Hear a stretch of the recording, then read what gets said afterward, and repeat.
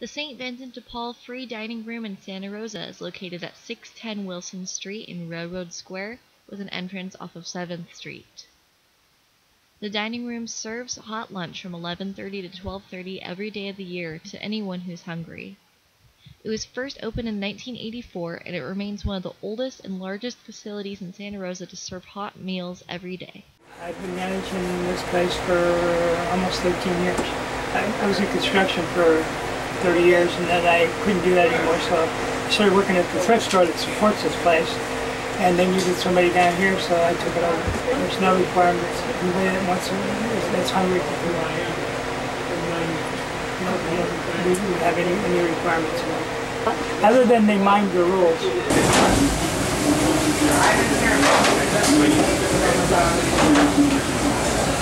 just wanted to do something to help out. And my friend and I both came down and actually seen Jim and said he would sign us up tonight 2 days a week. Yeah, Wednesdays and Thursdays. I really like the people. And some of them are very nice people. They just have down on their luck, you know.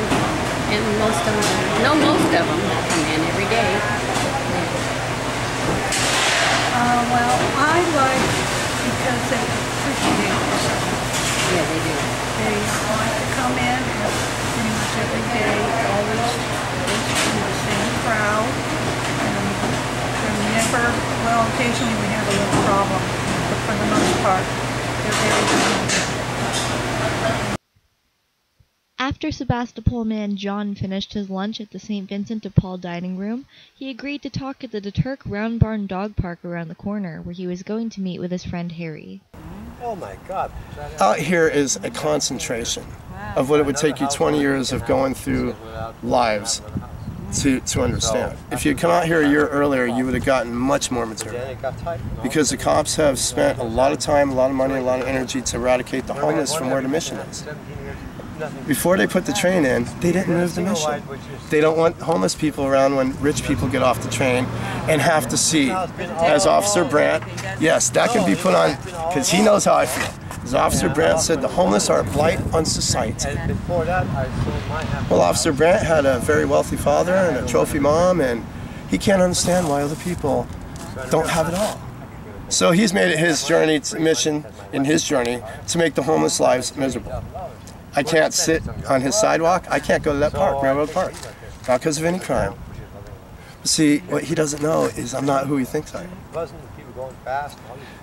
People look down on homeless people just for being homeless. I said, Jesus was homeless. Not only was he homeless, but he talked 12 employed guys into quitting their job and coming cross country with him and hanging out and talking all day.